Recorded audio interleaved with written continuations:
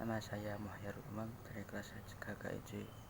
Di sini saya akan mempresentasikan hasil kerja dari kelompok kami yang beranggotakan Muhammad Hafiatul Ghalib dan Muhairul Umam. Baik, di sini saya akan membahas tentang syirkah atau perkongsian. Definisi syirkah atau musyarakah secara etimologis atau bahasa, syirkah berarti ikhtilat atau percampuran, yakni bercampurnya suatu harta dengan harta lain sehingga tidak bisa dibedakan antara keduanya. Secara istilahi, akad berarti kerjasama atau percampuran antara dua pihak atau lebih untuk melakukan suatu usaha tertentu yang halal dan produktif dengan kesepakatan bahwa keuntungan akan dibagikan dengan nisbah yang disepakati dan resiko akan ditanggung sesuai porsi kerjasama. Di sini syirkah digunakan oleh umat Islam untuk sebuah transaksi perkongsian dalam bisnis. Dasar hukum syirkah ada 3, yaitu yang pertama Al-Quran, kedua ijma', dan ketiga qiyas.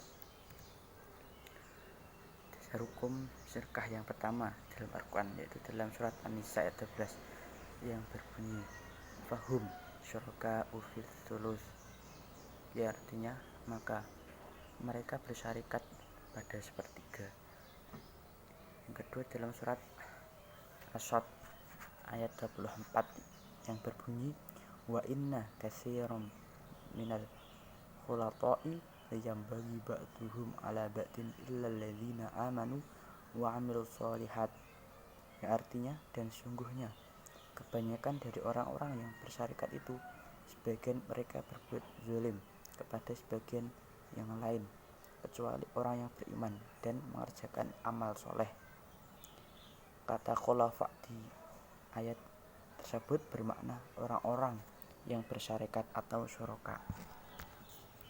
Baik, yang ketiga ada surat Al-Luqman ayat 34 yang berbunyi innallaha 'indahu ilmus sa'ati yunazzilul ghaitsa wa ya'lamu ma fil arhami wa ma tadri nafsum madza taksibu ghadan wa ma tadri nafsum bi ayyi ardin tamutu innallaha alimun khabir.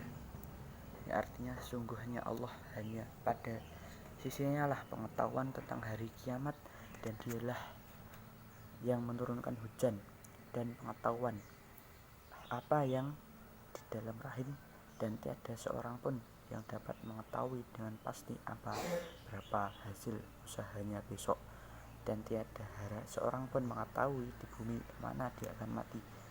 Sungguhnya Allah Maha mengetahui lagi Maha mengenal. Para ahli ekonomi Islam menjadikan ayat ini sebagai landasan atau dasar atau dalil bagi konsep bagi hasil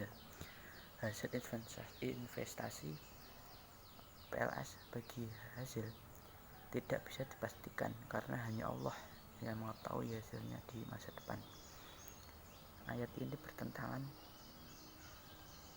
dengan konsep bunga yang memastikan jumlah hasil investasi di masa depan. Kepastian tersebut bertentangan dengan fitrah bisnis yang mengandung 3 kemungkinan, yaitu untung, no return atau BEP, dan rugi. Besarnya keuntungan juga berfluktuasi sehingga tidak bisa dipatok pada angka tertentu. Dasar hukum yang kedua yaitu hadis yang dari Abu Hurairah Rasulullah SAW berkata anna salasa syaratina malam yakhana akhaduhuma sahibuhu fa'idha khanahu kharajatu minal bainihima rawahu Abu Dawud, yang artinya sesungguhnya Allah Azza wa Jalla berfirman, aku pihak ketiga dari 2 orang yang bersyarikat selama salah satunya tidak mengkhianati lainnya. Hadis riwayat Abu Dawud dan Hakim.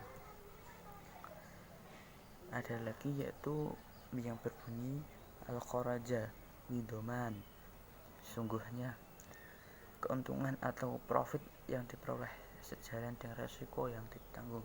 Hadis riwayat Abu Dawud. Dasar hukum yang ketiga yaitu ijma'. Ijma' menurut pakar usul fikih merupakan salah satu prinsip dari syariat Islam. Ijma' adalah suatu konsensus atau kesepakatan mengenai permasalahan hukum Islam, baik dinyatakan secara diam maupun secara nyata, dan merupakan konsensus seluruh ulama atau mujtahid di kalangan kaum muslimin pada suatu masa setelah Rasulullah SAW wafat atas hukum syarak mengenai suatu kejadian. Dalam konteks musyarakah, Ibnu Qudamah dalam kitabnya Al-Mughni mengatakan kaum muslimin telah berkonsensus terhadap legitimasi musyarakah secara global, walaupun terdapat perbedaan pendapat dalam beberapa elemen darinya. Rukun dan syarat zikah. Rukun zikah masih diperselisihkan oleh ulama. Menurut ulama Hanafiyah, bahwa rukun zikah ada dua, yaitu ijab dan kabul. Sebab ijab kabul atau akad menentukan adanya zikah. Adapun yang lain seperti dua orang atau pihak yang berakad dan harta berada di luar pembahasan akad seperti terdahulu dalam akad jual beli. 1. Yaitu syarat umum syirkah.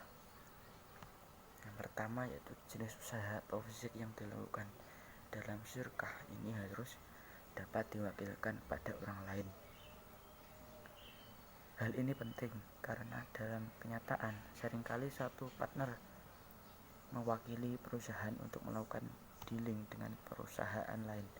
Jika syarat ini tidak ada dalam jenis usaha, maka akan sulit menjalankan perusahaan dengan gesit.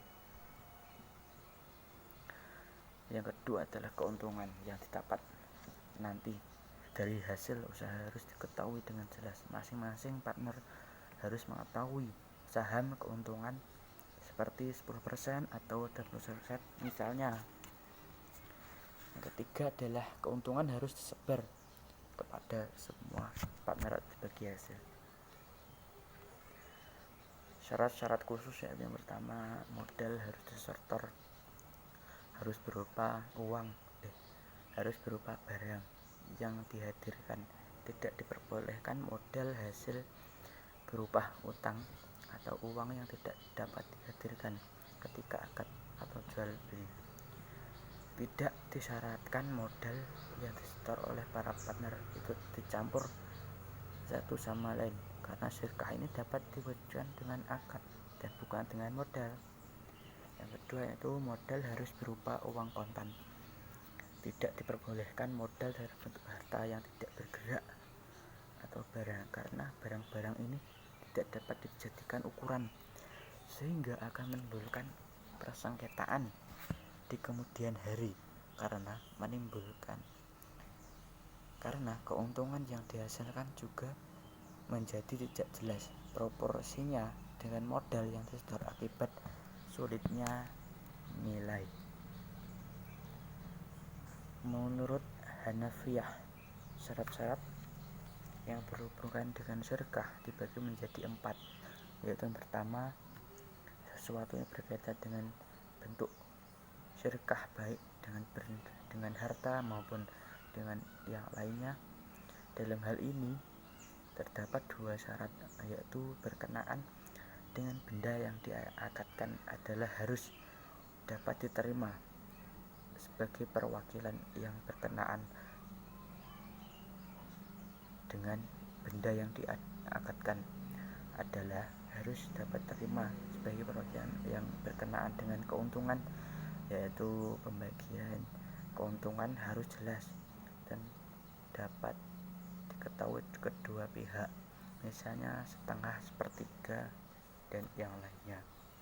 Kedua, sesuatu yang bertalian dengan syirkah, mal atau harta Dalam hal ini terdapat dua perkara yang harus dipenuhi, yaitu bahwa modal yang disediakan objek akad syirkah adalah alat pembayaran atau nuqud seperti junai, rial, dan rupiah. Yang disediakan modal atau harta pokok ada ketika akad syirkah dilakukan, baik jumlahnya sama maupun berbeda. Sesuatu yang bertalian dengan syarikat mufawadah, bahwa dalam mufawadah disyariatkan modal atau pokok harta dalam syirkah bermufawadah harus sama bagi yang bersyirkah ahli untuk kafalah. Bagi yang disediakan objek akad disyariatkan syirkah umum, yakni pada semua macam jual beli atau perdagangan. Macam-macam bentuk syirkah yaitu syirkah amlak, cabangnya dua, yaitu syirkah jabari dan syirkah ikhtiar. Yang kedua syirkah uqud, cabangnya ada syirkah amba dan syirkah wujuh, syirkah mufawadah, dan syirkah inan. Penjelasan dari syirkah amlak yaitu kepemilikan. Syirkah kepemilikan ini ada dua macam, yaitu ikhtiari dan jabari. Ikhtiari terjadi karena kehendak dua orang atau lebih untuk berkongsi, sedangkan jabari terjadi karena kedua orang atau lebih tidak dapat mengelak untuk berkongsi, misalnya dalam perwarisan. Syirkah udun, cabangnya ada 4, yaitu syirkah al-inan adalah akad kerja sama antara dua atau orang lebih di mana setiap pihak memberikan kontribusi dana dan berpartisipasi dalam kerja serta sepakat untuk berbagi keuntungan atau kerugian, di mana porsi masing-masing pihak baik dalam dana kerja atau bagi hasil tidak harus sama. Syirkah mufawadah adalah kontrak kerja sama antara dua orang atau lebih, di mana masing-masing pihak memberikan kontribusi yang sama tentang dana partisipasi kerja dan berbagi keuntungan atau kerugian dalam jumlah yang sama. Ketiga syirkah amal, yang artinya kontrak kerja sama antara dua orang atau lebih yang memiliki profesi sama untuk menerima pekerjaan secara bersama dan berbagi keuntungan dari pekerjaan tersebut. Keempat, syirkah wujuh adalah kontrak kerja sama antara dua orang atau lebih yang sama memiliki keahlian dalam bisnis tempat modal atau uang. Mereka membeli barang secara kredit dari suatu perusahaan dan menjual barang tersebut secara tunai, dan hasilnya mereka saling berbagi keuntungan atau kerugian berdasarkan kontribusi jaminan kepada penyuplai.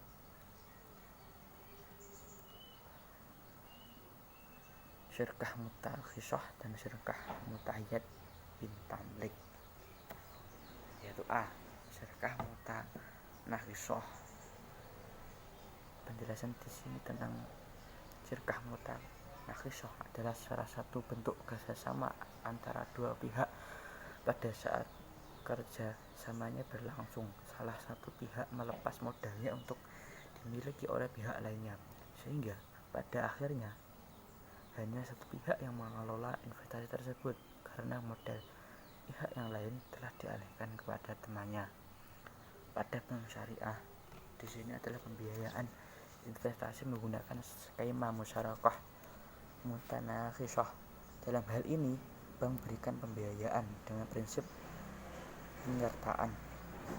Secara bertahap, bank melepaskan penyertaannya dalam pemilik perusahaan akan mengambil alih kembali, baik dengan menggunakan surplus cash flow yang tercipta maupun dengan menambah modal, baik yang berasal dari setoran pemegang saham yang ada maupun dengan mengundang pemegang saham baru.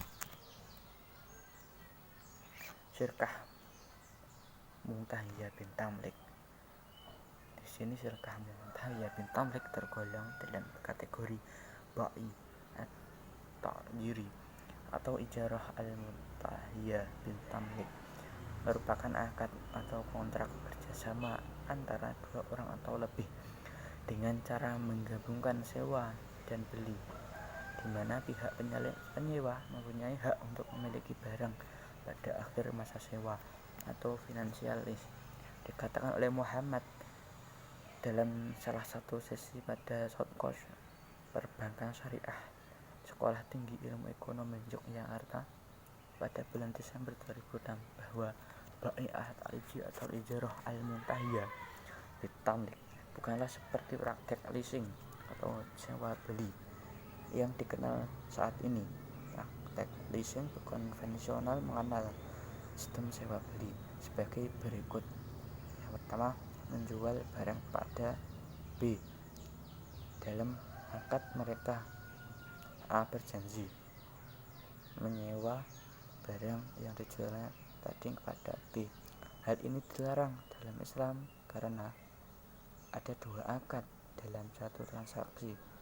Mengenai dua akad dalam satu transaksi lainnya yang tidak diperbolehkan adalah jual beli inai, yaitu contohnya A menjual barang kepada B, namun dengan perjanjian suatu ketika A akan membeli lagi dari B.